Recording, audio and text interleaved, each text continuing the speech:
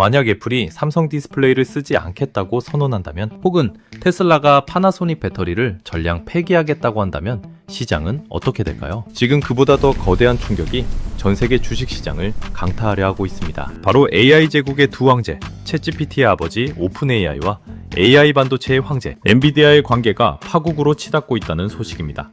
지난 2일 로이터 통신은 충격적인 단독 보도를 했습니다. 오픈 AI가 엔비디아 칩의 성능에 한계를 느끼고 대체제를 물색 중이다. 단순히 가격을 깎으려는 협상용 멘트가 아닙니다. 실제로 오픈 AI는 엔비디아 몰래 다른 반도체 기업들과 접촉했고 계약 단계까지 갔다는 구체적인 정황이 포착되었습니다. 영원할 것 같았던 AI 혈맹이 무너지고 있는 겁니다. 지금까지 우리는 AI 시대 엔비디아 천하라는 공식을 종교처럼 믿어왔습니다. 하지만 수면 아래에서는 이미 거대한 지각 변동이 시작되었습니다. 엔비디아의 주가, 그리고 여러분의 계절을 뒤흔들 이 균열의 실체는 과연 무엇일까요? 그리고 오픈 AI는 왜 세계 최고의 칩을 버리려는 걸까요? 그런데 말입니다. 이들이 헤어지려는 이유가 단순히 돈 때문만은 아니라고 합니다. 엔비디아의 칩에는 치명적인 구조적 한계가 숨어 있다는데 도대체 그게 무엇일까요? 페라리로 배달을 추론, 시장의 역사. 이 사태를 이해하려면 여러분은 학습, 트레이닝과 추론, 인퍼런스라는 두 단어의 차이를 뼛속 깊이 이해하셔야 합니다. 지금까지 엔비디아가 돈을 쓸어 담았던 건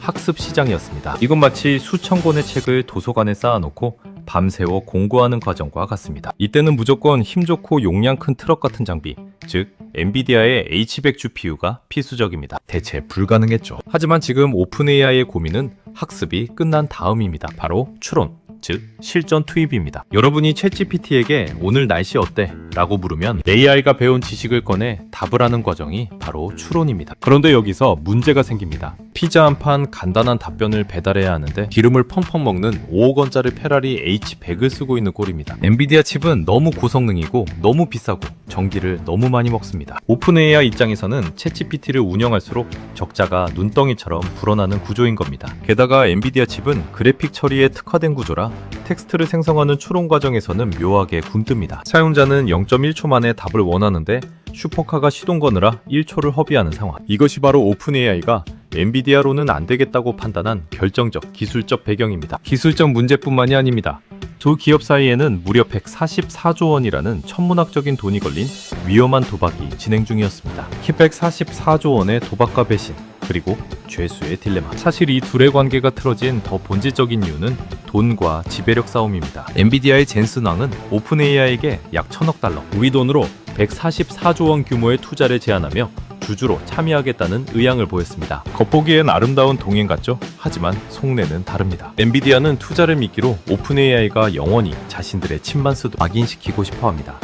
반면 샘 올트먼은 영악합니다. 엔비디아의 자본에 종속되는 순간 오픈 AI는 엔비디아의 하청업체로 전락한다는 걸 알고 있습니다. 그래서 투자는 받고 싶지만 칩은 딴 걸 쓰고 싶은 이중적인 태도를 취해왔죠. 이에 격분한 엔비디아 내부에서 최근 오픈 AI 투자를 재검토해야 한다는 신중론이 터져나왔다고 월스트리트 저널은 보도했습니다. 이건 전형적인 죄수의 딜레마입니다. 서로 협력하면 최상이지만 서로를 믿지 못해 배신을 준비하는 상황. 엔비디아는 내 칩 안 쓰면 투자금 뺀다고 협박하고, 오픈 AI는 그럼 우리도 딴 살림 차린다며 맞서는 형국입니다. 이 거인들의 자존심 싸움이 과연 어떤 파장을 불러올까요? 오픈 AI가 믿는 구석은 과연 무엇일까요? 엔비디아 없이도 챗GPT를 돌릴 수 있는 비밀병기를 이미 확보했다고 합니다. 엔비디아를 공포에 떨게 한 그 기술의 정체를 공개합니다. 속도의 제왕, 그록.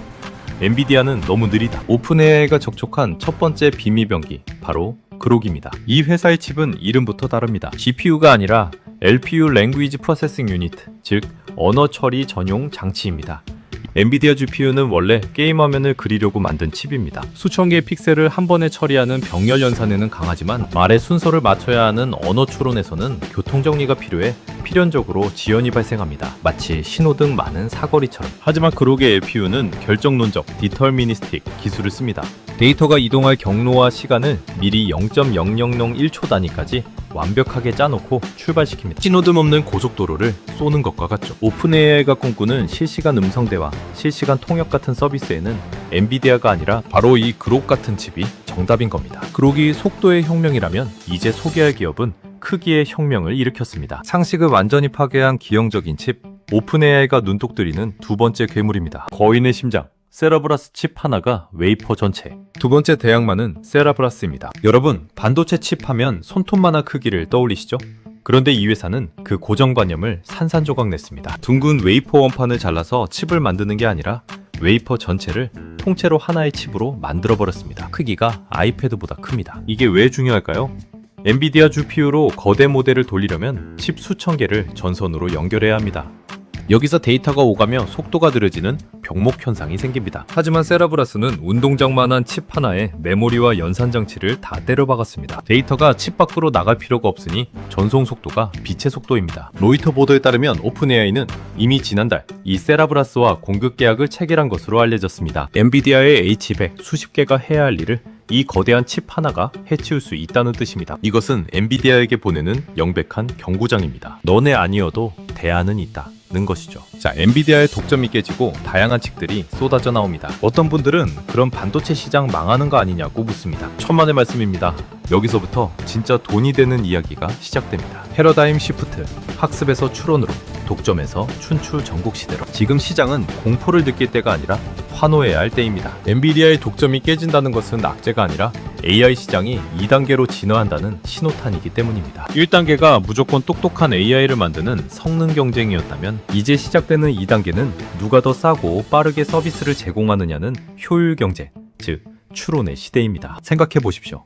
전기는 에디슨만 만들 수 있었지만 정부는 수만 개의 회사가 만들면서 시장이 폭발했습니다. AI 반도체도 마찬가지입니다. 구글, 아마존, 마이크로소프트, 그리고 수많은 스타트업들이 나도 내 입맛에 맞는 칩을 쓰겠다며 뛰어들고 있습니다. 엔비디아라는 절대군주가 지배하던 제국이 무너지고 수많은 영웅들이 일어나는 춘추전국 시대. 이 혼란 속에서 가장 큰 돈을 벌어갈 사람은 누구일까요?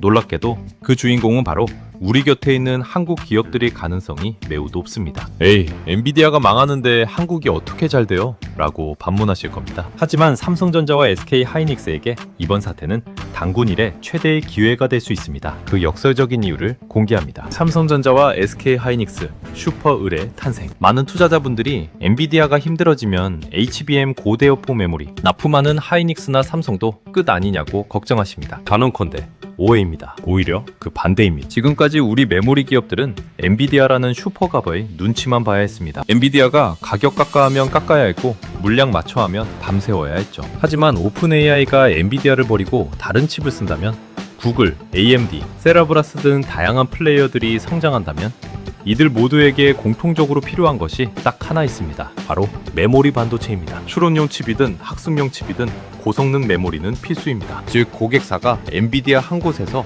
수십 곳으로 다변화된다는 뜻입니다. 이것은 우리 기업들이 가격 협상권을 쥘 수 있는 슈퍼을로 재탄생할 기회입니다. 또한 추론용 시장에서는 비싼 HBM 대신 가성비 좋은 LPDDR 저전력 메모리 수요도 폭발합니다. 삼성과 하이닉스에게는 포트폴리오를 다각화할 수 있는 최고의 시나리오가 펼쳐지고 있는 겁니다. 하지만 진짜 대박은 따로 있습니다. 대기업 말고 지금 주가 바닥에서 10배 티어 오를 준비를 하고 있는 숨겨진 섹터가 있습니다.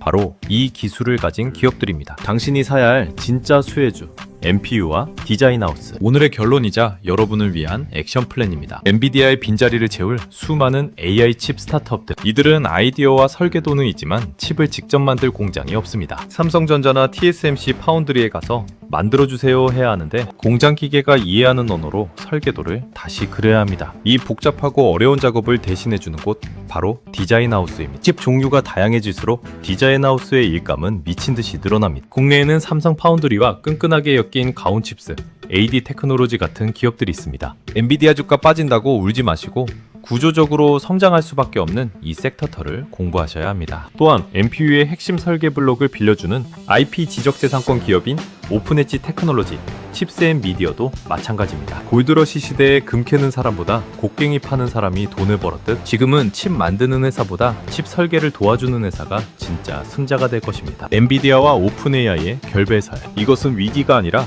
AI 시장이 소수의 전유물에서 모두의 일상으로 내려오는 거대한 기회의 신호탄입니다. 흔들리는 뉴스에 공포를 느끼기보다 그 이면에 숨겨진 추론 시장의 개화를 먼저 읽어내는 해안이 필요한 시점입니다. 오늘 영상이 도움이 되셨다면 구독과 좋아요 부탁드립니다. 지금까지 출퇴근 1분이었습니다.